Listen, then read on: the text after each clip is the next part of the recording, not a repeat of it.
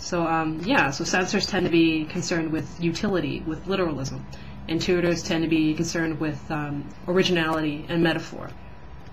And sort of on that same token, an extension of that is that intuitors tend to, or intuition lends itself to a reliance on improvisation, on sort of ingenuity.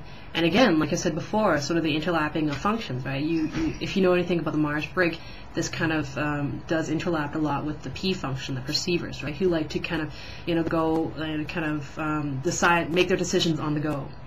Now, sensors, on the other hand, because of their sort of utility, their focus on utility and their focus on literalism, they have a great reliance on past experience, what they've already done, and sort of an extension of that is that they sort of distrust their gut feelings.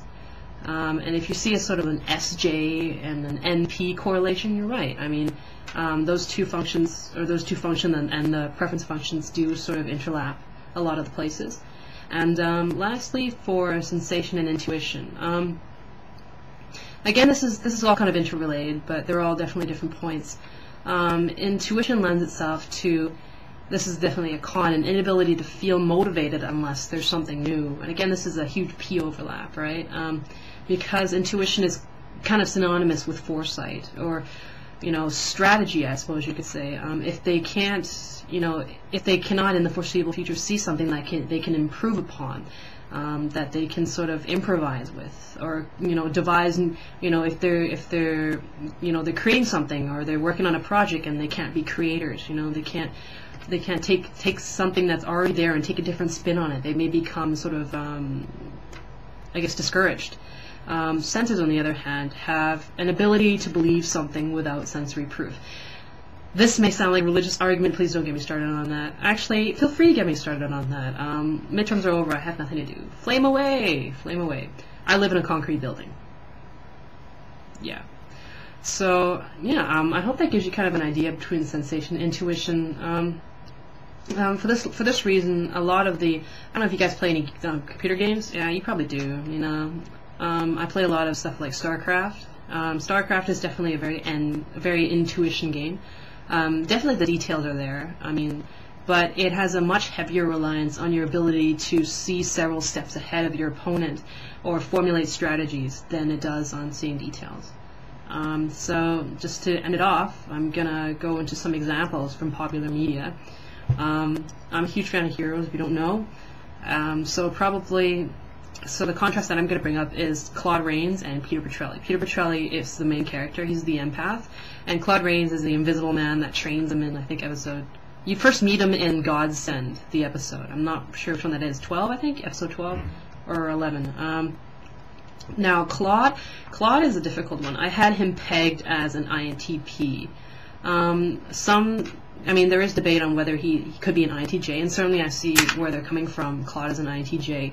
But the only reason I had him pegged as an INTP is because I am absolutely certain, beyond a shadow of a doubt, that Adam Monroe, or as you may also know him as Kensei Takezo, is an INTJ. And when I contrast Adam Monroe and Claude is not an INTJ, so I've got him.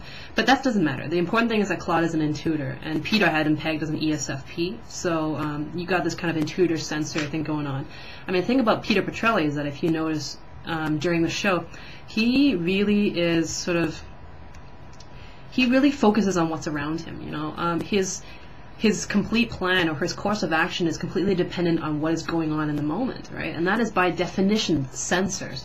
They completely live in the moment. They receive the world with their five senses, right? So Peter, when he runs off in this direction, when he gets this this lead, and he runs off in this direction, and when he gets this lead, and he doesn't really ever stop to think about what's the bigger picture. I mean, what is all this leading to? And he just pursues leads one after another.